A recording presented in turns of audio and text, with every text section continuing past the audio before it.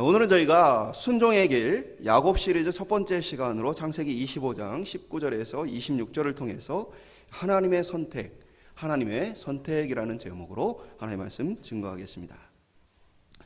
하나님은 다양한 사람을 불러서 구원하시고 다양한 사람들을 불러 하나님의 일들을 맡기십니다. 그러나 이 다양한 사람이라는 표현과 같이 하나님의 부르심을 받고 또 쓰임을 받는 사람들 중에는 정말 그럴 만한 사람인가라는 고민을 하게 하는 사람들이 있습니다. 성경에서 하나님의 선택과 복을 받았던 사람 중에 그럴 자격이 있는가 고민을 하게 되는 대표적인 사람 중에 하나가 바로 이 야곱입니다. 야곱은 발꿈치를 잡은 자, 속이는 자, 빼앗는 자라는 그의 이름의 뜻처럼 욕심이 굉장히 많은 사람이었고 그 욕심을 추구하는 과정 속에서 많은 갈등과 또 많은 어려움들을 만들었던 문제를 일으킨 사람이기도 했습니다. 그럼에도 불구하고 아브라함의 하나님, 이삭의 하나님, 야곱의 하나님이라고 이스라엘 민족들이 외쳤던 것처럼 야곱은 그들에게 있어서 굉장히 자랑스러운 조상 가운데 하나였습니다. 이것은 단순히 야곱에게서 12지파가 태어났기 때문이 아니라 야곱이 하나님 앞에 부름을 받고 하나님과의 관계 속에서 신앙의 길을 걸어왔기 때문입니다. 우리는 착각하기를 우리가 가진 자격으로 구원을 얻는다는 이 생각을 떨쳐내기가 쉽지가 않습니다. 우리가 하나님의 은혜로 구원 얻는다는 얘기를 듣지만 그러나 사람의 마음속에는 계속해서 구원 얻을 자격을 계속해서 찾는 그러한 모습들이 일어나게 되어 있습니다. 왜 그러냐? 인간의 부패함으로 하나님을 볼 수 없기 때문입니다. 하나님을 알 수 없기 때문입니다. 그러니까 하나님을 알지 못하고 하나님을 바라보지 않으니까 인간은 계속해서 자신을 살펴보거나 다른 사람들을 살펴보는 거예요. 그래서 내가 구원받을 자격이 있는가, 저 사람은 구원받을 자격이 있는가라는 부분을 계속해서 보게 되어지는 것이죠. 그런 관점에서 본다면 사실 속이는 자이자 욕심이 많은 문제를 일으키는 야곱은 하나님의 구원에 썩 합당한 사람은 아니었습니다. 야곱은 그의 아버지 이삭처럼 순종의 사람은 아니었습니다. 자신의 이익을 위하는 마음이 너무나 커서 문제를 계속해서 그 주변에 일으키는 사람이었습니다. 그러나 그의 구원과 하나님께서 맡기신 위대한 사명은 그가 자격이 있어서 주어진 것이 아니었습니다. 하나님께서는 그를 불러 욕심의 길에서 순종의 길로 그를 인도해 가셨습니다. 야곱의 이야기는 구원에 합당하지 않는 불순종의 사람이 어떻게 순종의 길을 걸어가게 되어지는가, 그것도 아주 오랜 기간 동안 어떻게 하나님께서 그의 삶을 이끌어 가시는가 우리에게 보여줍니다. 오늘부터 야곱의 삶을 통해서 하나님께서 불순종의 사람을 어떻게 순종의 길로 이끌어 가시는가, 그리고 야곱의 삶을 통해서 우리의 구원과 신앙이 어떠한 길에 있으며 어떠한 의미를 갖는가 함께 살펴보는 시간이 되기를 간절히 소망합니다. 첫 번째 한번 따라 보겠습니다. 이삭의 기도. 오늘 본문은 야곱이 태어나는 부분을 기록하고 있습니다. 그런데 아브라함이나 그의 아들 이삭이나 모두 하나같이 자녀를 낳지 못하는 불임의 문제를 갖습니다. 하나님께서 아브라함에게 하늘의 별과 같은 자손을 주겠다, 큰 민족을 이루게 하겠다 말씀하셨지만 아브라함은 100세가 되었을 때에 비로소 이삭을 낳습니다. 이삭은 오늘 본문에 보면 40세에 리브가와 결혼한 이후에 20년 동안 아이를 갖지 못하다가 20년 만에 에서와 야곱을 낳게 되어집니다. 하나님께서 약속하신 그 약속에도 불구하고 이들은 불임의 큰 고통을 경험하고 있었습니다. 아마도 불임의 고통을 경험한 분들은 그것이 얼마나 힘든 일인지를 아실 겁니다. 다른 사람들은 결혼한 지 얼마 못 되어 아이들을 낳습니다. 그런데 아이가 생기지 않는 이 괴로운 시간들은 처음에는 조급함으로, 이후에는 죄책감이나 원망이나 낙심의 시간들로 계속해서 반복하여 어려움의 시간을 겪게 되어집니다. 저희 부부도 이제 아이를 낳기까지 굉장히 오랜 시간이 걸린 건 아니지만 아이를 갖고자 해도 아이가 생기지 않는 시간들이 있었습니다. 이 안에 굉장히 그 시간 동안 스트레스를 받는 모습을 제가 봤어요. 그래서 원인이 무엇인지 병원을 이렇게 찾아가서 검사를 받는 것도 2번 이렇게 검사를 받았던 기억이 있습니다. 어떻게 보면 누군가에게는 당연한 것처럼 보이고 자연스러운 것처럼 보여지는 것이 또 누군가에게는 당연하지 않고 자연스럽지 않게끔 보여집니다. 오늘 27절에 보면 이삭이 그의 아내가 임신하지 못하므로 그를 위하여 여호와께 간구하매 여호와께서 그의 간구를 들으셨으므로 그의 아내 리브가가 임신하였더니라고 기록합니다. 그러니까 이삭의 아내 리브가가 임신하지 못함으로, 한글 성경에는 임신하지 못함으로라는 합성어가 쓰여졌지만 그러나 원문에는 그냥 하나의 단어가 쓰였어요. 임신하지 못한다라는 이 단어의 원래 뜻은 뿌리가 뽑혔다, 뿌리를 뽑는다라는 의미입니다. 그게 무슨 상태를 얘기하는 거예요? 나무가 이 뿌리가 심겨져 있으면 그러면 시절을 쫓아서 때가 되면 열매를 기대할 수가 있겠죠. 근데 뿌리가 뽑혀진 나무에서는 뿌리 뽑힌 나무에서 열매가 맺을 거라고 기대할 수 있습니까? 없습니까? 없습니다. 그러니까 오늘 쓰여진 이 본문의 맥락은 리브가가 임신할 가능성은 전혀 없는 것입니다. 마치 그는 뿌리 뽑힌 나무처럼 더 이상의 어떤 것을 기대할 수 없는 상황에 놓였다라는 것을 우리가 보게 되어집니다. 그러나 이들은 아이 걷지 못하는 이 심각한 문제 속에서 하나님을 향해 계속해서 기도하는 모습을 보게 되어집니다. 이삭은 하나님을 향해 아내가 임신하지 못하는 그것을 바라보며 계속해서 기도하게 되어집니다. 하나님이 분명히 별과 같은 많은 자손을 주시고 큰 민족을 이루게 하겠다 약속하셨는데 하나님의 약속이 지금 전혀 이루어지지 않고 있는 것입니다. 우리는 힘들거나 어려움을 경험할 때에 기도하며 하나님께서 속히 응답하시기를 소망합니다. 그런데 응답이 늦어지면 그 기다림의 시간이 계속해서 길어지면 때로 기도하는 것을 멈추기도 합니다. 어떤 이들은 기도에 대해 하나님께서 계획하시고 하나님 작정하셨다면 하나님께서 이루실 것이다, 우리가 꼭 기도하지 않아도 어차피 하나님 뜻대로 되어질 것이 아니냐 하면서 기도할 필요성이 없다라고 말하는 사람들도 있습니다. 우리는 그렇게 여러 가지 이유로 기도하는 것을 내려놓습니다. 지쳐서 또는 기도에 의미가 없다고 생각해서 여러 가지 이유를 가지고 하나님 앞에 구하기를 멈추는 사람들이 있습니다. 그러나 이삭은 20년의 기도를 이어갑니다. 우리는 왜 기도해야 하는가? 기도의 본질은 내 뜻을 이루는 데 있지 않습니다. 또 기도의 본질은 하나님의 뜻을 바꾸는 것에 있지도 않습니다. 기도는 하나님을 인정하는 과정입니다. 만약 이삭과 리브가가 자연적으로 다른 가정들처럼 결혼한 지 얼마 못 되어서 임신을 하고 아이를 출산하였다면 아마 그들은 그냥 자연스럽고 당연한 일로 이 일을 받아들였을 것입니다. 그런데 20년간 아이를 갖지 못했고 뿌리 뽑힌 나무와 같이 더 이상 기대할 수 없는 그 상황에 이르렀을 때에는 하나님께서 이삭의 기도에 응답하셨구나, 일어날 수 없는 일이 하나님의 은혜로 일어나게 되었구나 라는 사실을 더 분명하고 확실하게 알게 되어진다는 것입니다.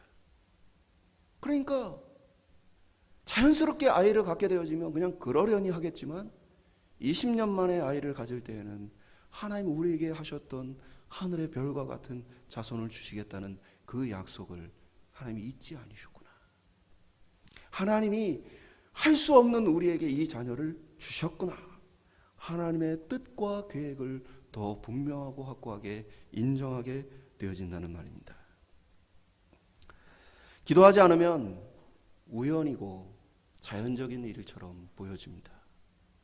그러나 기도하면 그것이 응답임을 알게 되어집니다. 기도는 내 주장을 해서 하나님의 뜻을 꺾는 것이 아니고 기도는 하나님이 이루실 일들을 손을 함께 맞잡고 이루어가는 행위입니다. 하나님은 그들에게 자손을 주시고 하늘의 별과 같은 많은 후손과 큰 민족을 이루기를 원하셨어요. 그러나 혼자서 자기 계획대로 그것을 이루는 것을 원치 않으셨고 하나님 어떻게 하길 원하셨어요? 그 믿음의 사람들과 함께 손을 맞잡고 그 일을 이루어가기를 원하셨어요. 그래서 이삭으로 하여금 하나님의 뜻을 구하는 기도를 하게 하시고 그 기도 속에 하나님의 응답을 주셨던 것입니다. 오늘도 하나님은 하나님 마음대로 자기 뜻대로 그냥 자기 생각대로만 일방적으로 그냥 행동하시는 분이 아닙니다.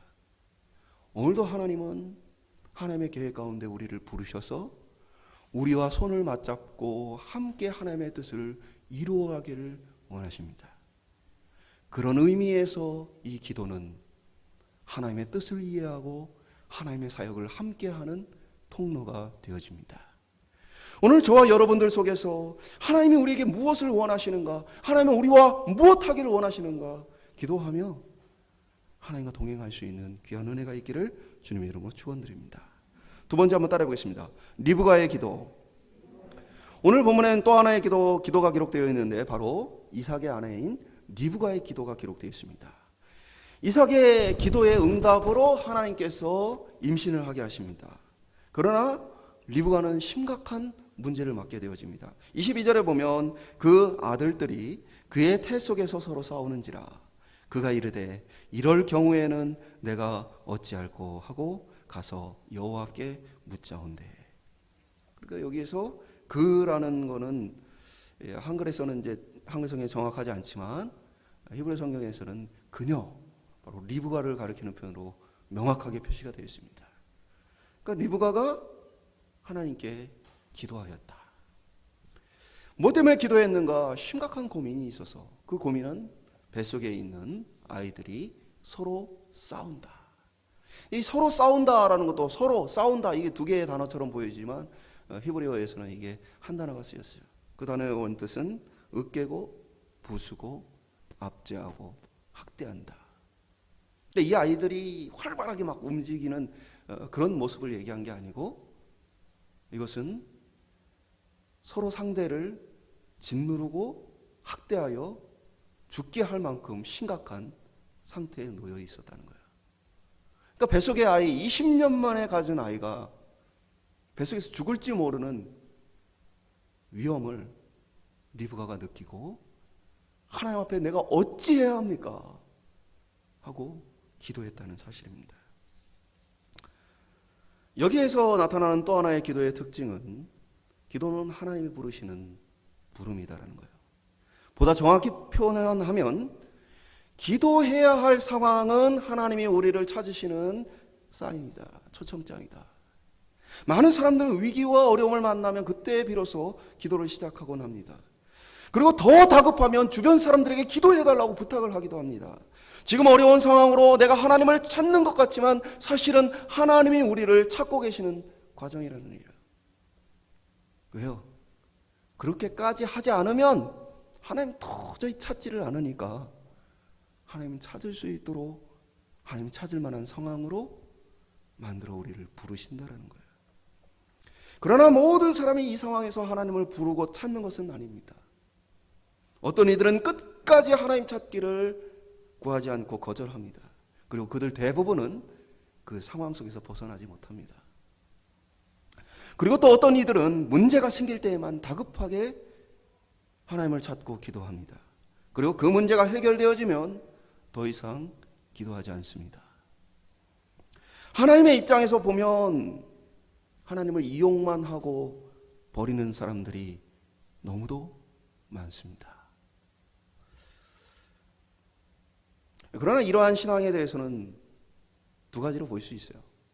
하나는 그들이 하나님과 관계없는 구원받지 못한 사람이기 때문에 그럴 수 있어요.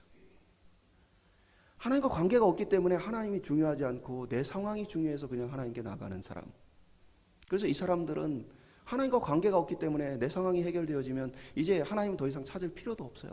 그래서 자연스럽게 하나님을 찾지도 않고 기도하지 않고 구하지 않는 자리로 가게 되어 있습니다. 또 하나는 신앙이 어려서 그렇습니다. 어린아이가 부모를 생각해서 부모를 찾지 않습니다. 오줌을 싸면 찝찝해서 해결하라고 부모를 찾고 배가 고프면 밥 달라고 부모를 찾습니다. 그게 자연스럽죠. 갓난 아이가 여러분에게 막 재롱 부리기 위해서 뭐 이렇게 파티를 준비하고 이벤트를 준비하고 그러지 않죠. 기대할 수 없는 거죠. 신앙이 어린 자에게 마찬가지입니다. 하나님을 지속적으로 찾는 것은 신앙이 어린 사람에게는 아직은 힘든 일입니다.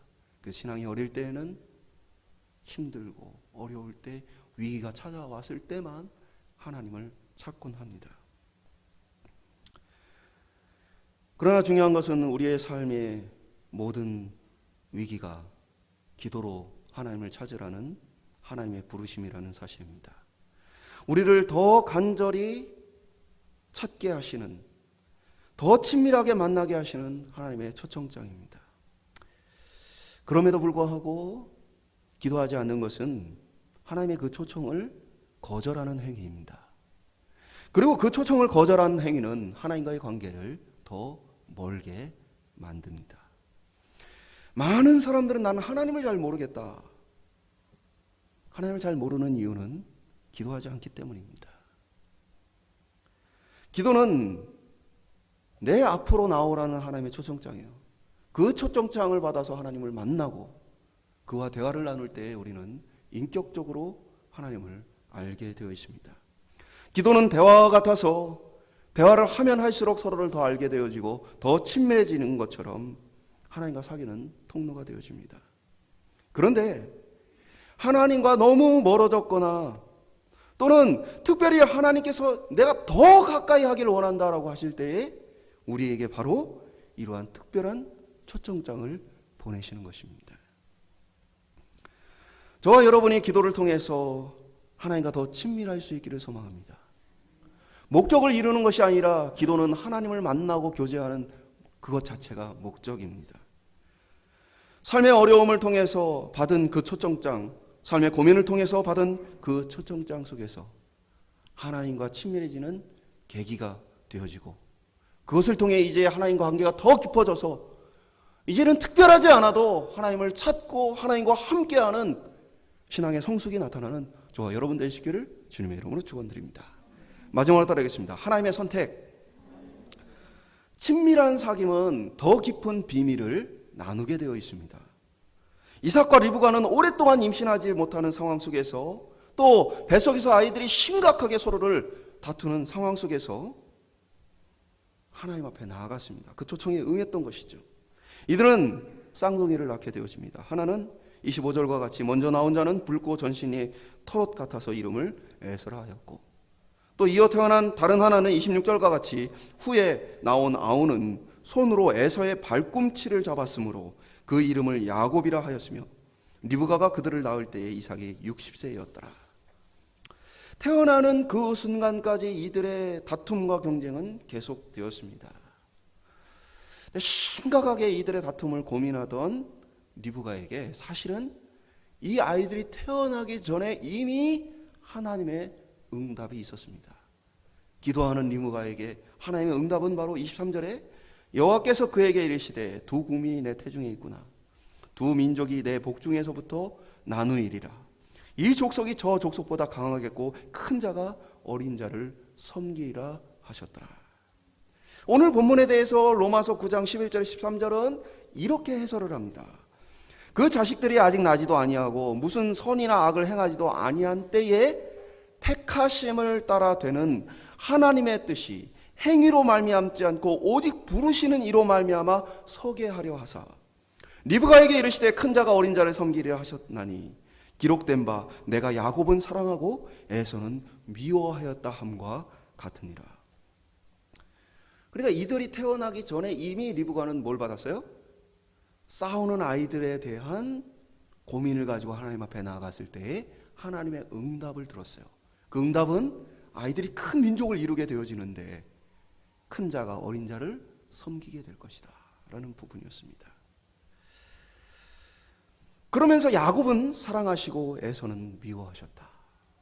여기서 미워했다라는 표현은 구약 성경에 보면 원수를 향해 적개심을 갖는 표현을 쓸 때 바로 이 단어가 쓰였어요. 그리고 또 의인이 죄를 향해서 혐오하고 그것을 떠날 때에 바로 혐오하고 떠나는 것을 바로 이 단어를 썼어요. 그러니까 에서를 향해서는 뭡니까? 하나님께서 그를 떠나셨어요. 근데 왜 미워했다, 원수처럼 대했다 라는 단어까지 쓰셨을까? 하나님이 에서의 삶에 또 고통을 주고 보복을 하시고 그랬던 것은 아니에요. 무엇이냐? 오늘 창세기의 본문의 맥락은 족보를 통해 시작이 되어집니다. 그래서 오늘 우리가 읽지 않은 본문 앞에는 아브라함의 죽음이 기록되어 있고 이어서 이스마엘의 족보가 기록되어 있습니다. 그리고 우리가 읽은 이 본문에서 이삭의 자손들을 기록하고 있어요. 무슨 얘기냐? 이삭이 아이들 에서와 야곱을 낳을 때는 아브라함 살아 있었어요. 한동안 이 아이들이 자라는 걸 봤습니다. 나이를 계산하면. 그럼에도 불구하고 성경은 아브라함의 죽음을 기록하고 이스마엘의 자손들을 기록하고 이삭의 자손에 대해서 오늘 기록하고 있는 이유는 무엇입니까? 하나님의 부르심의 역사가 어떻게 이어져 가고 있는가, 하나님의 선택과 구원이 어디를 향해 이어져 가고 있는가를 보여주기 때문에 그래요. 그래서 아브라함에게서 이스마엘이 아닌 이삭을 통해서, 그리고 그 이삭에서 야곱으로 이어지는 이 부분을 얘기해요. 그래서 에서란 건 뭡니까? 이스마엘과 같이 하나님의 구원과 하나님의 사역을 위해 부름받지 못한 자로서 그를 표현할 때에 미워하셨다라는 표현을 쓰고 있는 것이죠. 마치 하나님께서 사단의 세력을, 마치 구원받지 못한 죄인을 하나님께서 미워하시는 것과 같이 그렇게 표현이 되었다는 거예요. 그런데 야곱은 그가 어떤 지위나 자격을 갖고 있기 때문에 그 뱃속에서 하나님께 선택을 받은 것이 아닙니다. 그의 형 에서 역시 똑같은 이삭과 리브가의 자녀였습니다. 심지어는 가물을 대표할 만한 더 탁월한 장자의 지위를 에서가 가지고 있었습니다. 그러나 하나님의 선택에는 태생이나 아니면 그들의 어떤 지위는 아무런 의미가 없었어요. 그들의 행위 역시도 아무런 기준이 되지 못합니다. 에서가 일방적으로 야곱을 뱃속에서 죽일 듯이 학대했던 것이 아닙니다. 그들은 똑같은 모습이었습니다. 그러나 하나님은 야곱을 선택했습니다. 하나님은 에서와 야곱 중에서도 특별히 어린 자인 차자인 야곱을 선택했습니다. 이것은 하나님의 선택이 사람의 기준과는 얼마나 다른지를 더 잘 보여줍니다. 사람의 기준에는 장자를 선택하는 것이 더 합당해 보이죠. 이 모든 일의 근본은 뭡니까? 하나님입니다. 하나님이라는 것 외에는 어떤 것으로도 우리가 이것을 설명할 길이 없습니다. 하나님께서 왜 에서가 아닌 야곱을 선택했는가? 많은 사람들이 이 하나님의 선택과 예정에 대한 이야기를 하면 쉽게 받아들이지 못합니다. 왜 그렇죠? 인간의 부패한 본성이 하나님을 바라보질 않아요. 그리고 인간의 부패한 본성이 하나님과 교제하지 않기 때문에 알 수 없는 것이에요. 그러니까 자연스럽게 하나님을 바라보고 하나님과 교제하지 않기 때문에 인간은 모든 원인을 자꾸 어디서 찾아요? 자기 자신이나 주변에서 찾아요. 믿는 사람과 믿지 않는 사람의 가장 큰 차이는 뭡니까? 하나님을 바라보느냐, 이 땅만 바라보느냐의 차이예요. 우리 그리스도인들은 하나님과 이 땅을 함께 보는 사람들입니다. 그리고 정확히는 그 모든 원인에 대해서 눈에 보여지는 이 땅의 것보다 하나님께 더 큰 원인을 두고 살펴보는 사람들입니다. 인간이 만든 종교의 특징은 하나같이 사람을 바라봅니다. 인간에게서 무언가 구원받을 만한, 선택받을 만한 무언가를 자꾸 찾으려고 합니다. 하나님께서 그를 불러서 사용하실 만한, 사명을 주실 만한 무언가의 조건을 자꾸 찾으려고 합니다. 물론 어떤 조건과 자격을 갖춘 사람들이 그 역할을 좀 더 잘 감당할 때도 있습니다. 그러나 또 많은 경우에는 그러한 조건을 갖고 있는 사람들이 더 큰 문제를 만들기도 합니다. 뭐 예를 들면 똑똑한 사람이 나라를 잘 이끌 것 같지만 똑똑한 사람이 다 해먹는 경우도 있습니다. 그러니까 어떤 조건과 자격이 더 일을 잘하게 하는 것처럼 보여지고 또 그럴 부분도 있지만 그는 항상 그렇지는 않아요. 제게는 마음에 고민을 줬던 한 친구가 있습니다. 고등학교 동창이었고 고등학교 때 함께 기독교 합창단을 같이 했던 친구입니다. 저는 신대원을 다니고 있었고 그 친구는 직장 생활을 하고 있었어요. 정확히는 이제 제가 오포중학교에 전도사로 있어 일본 단기 선교를 갔을 때 그 친구가 갑작스럽게 죽었습니다. 그 친구 교회에 같은 반 전도사님이 계셨기 때문에 방학이 끝나고 학교에서 얼굴을 봤을 때 전사님, 제가 전사님 친구가 죽어서 연락을 드렸는데 연락이 되지 않았습니다. 그래서 언젠가 봤더니 제가 외국에 가 있는 시간이었어요. 제가 가졌던 고민은 그것이었어요. 하나님, 이렇게 신실한 친구를 목회자로 삼으시는 것이 저를 부르시는 것보다는 훨씬 더 하나님 앞에 유익했을 텐데요. 저보다는 이렇게 참 성품도 좋고 신실한 이러한 사람이 목회를 참 잘할 것 같은데요. 우리가 사람을 바라볼 때는 도저히 이해할 수 없는 하나님의 선택과 결정들이 굉장히 많습니다.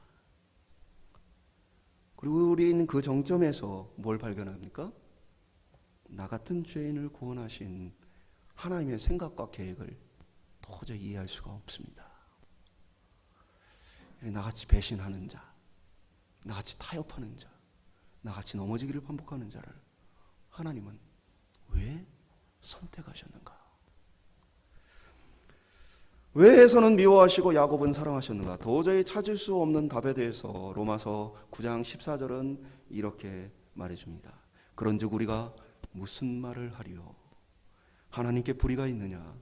결코 그럴 수 없느니라. 무슨 말을 하리요? 할 말이 없어요. 우리가 어떻게 무엇이다라고 사실은 전혀 알 수 없어요. 그런데 우리는 뭘 알아요? 하나님을 알아요. 하나님이 그 답이에요. 하나님 불의한 분이 아니에요. 하나님 선하신 분이에요. 이것은 두 가지를 우리에게 보여줍니다. 하나는 우리가 하나님의 그 선택과 결정을 다 알 수 없다. 그리고 또 다른 하나는 우리의 구원이나 우리를 향한 하나님의 부르심에 있어서 우리는 그 근원이 되시는 하나님을 바라봐야 한다. 하나님을 인격적으로 사귐으로써 그를 신뢰하게 되어지는 거예요. 개념적으로 그냥 하나님 선하신 분이라는 얘기가 아니에요. 우리가 하나님을 만나고 교제하고 그와 함께하면 그가 어떤 분인지를 알고 그것을 통해 그를 믿게 되어져요.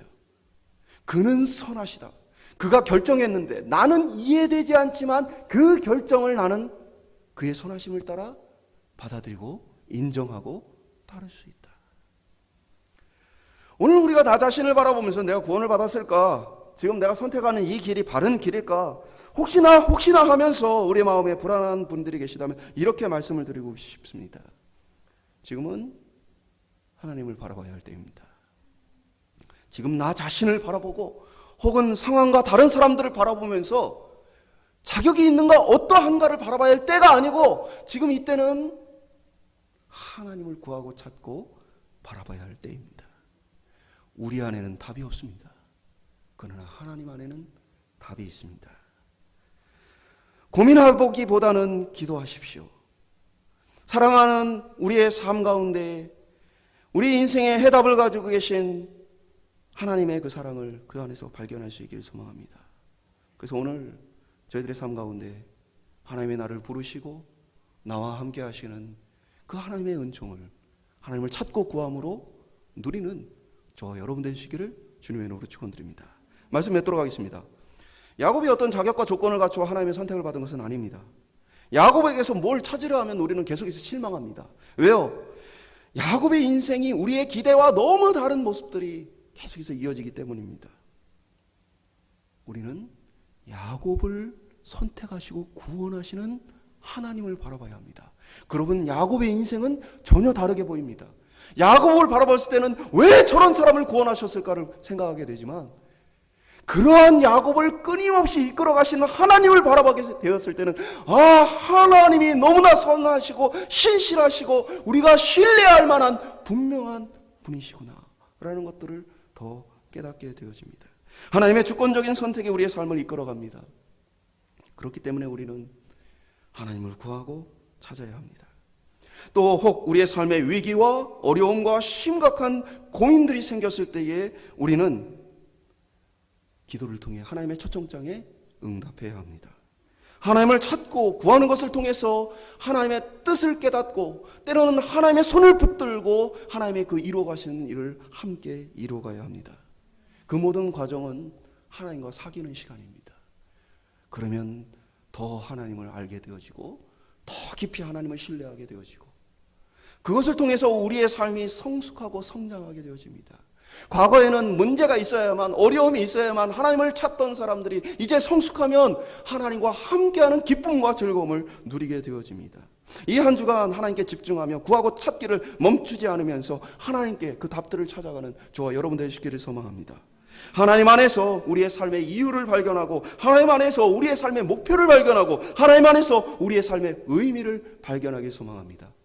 그러면 하나님의 선택이 나의 선택이 되어지고 하나님의 선택이 나의 인생이 되어집니다. 오늘 저와 여러분이 이 자리에 있다는 것은 하나님의 부르심을 받았다는 사실이에요. 그리고 최소한 내가 그 부르심에 믿음으로 반응했다는 사실입니다. 이 작은 믿음이 날마다 자라나서 더 깊고 풍성한 하나님 구원의 은총을 경험하는 저와 여러분 되시기를 주님의 이름으로 축원드립니다.